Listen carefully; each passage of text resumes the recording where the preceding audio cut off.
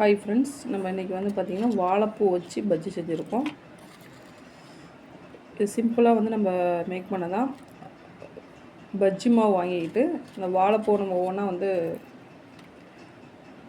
உள்ளே இருக்கிறதெல்லாம் எடுத்து தனித்தனியாக இது பண்ணிடுவோம்ல, அது மாதிரி நீங்கள் அந்த பூவை வந்து நம்ம எப்படி நார்மலாக எடுக்கிறோமோ அது மாதிரி எடுத்துகிட்டு பஜ்ஜி மாவில் வந்து போட்டு எண்ணெயில் போட்டு எடுக்கிறது தான். சூப்பராக வந்திருக்கு. நீங்களும் ட்ரை பண்ணி பாருங்கள். வாழைப்பூ கிடச்சிச்சு அப்படின்னா இவ்வளோ கிறிஸ்பியாக இருக்குதுன்னு பாருங்கள். உள்ளே இருக்கிறதும் நல்லா வந்து வெந்துருச்சு. இதுக்கு வந்து செய்முறைகள்லாம் வந்து எதுவும் கிடையாது. வாழைப்பூ வந்து பஜ்ஜி மாவில் போட்டு எடுக்கிறது தான். பிடிச்சிருந்தா கண்டிப்பாக லைக் பண்ணுங்கள். ரொம்ப பிடிச்சி நம்ம சேனலை சப்ஸ்கிரைப் பண்ணுங்கள். நன்றி, வணக்கம். தேங்க்ஸ் ஃபார் வாட்சிங்.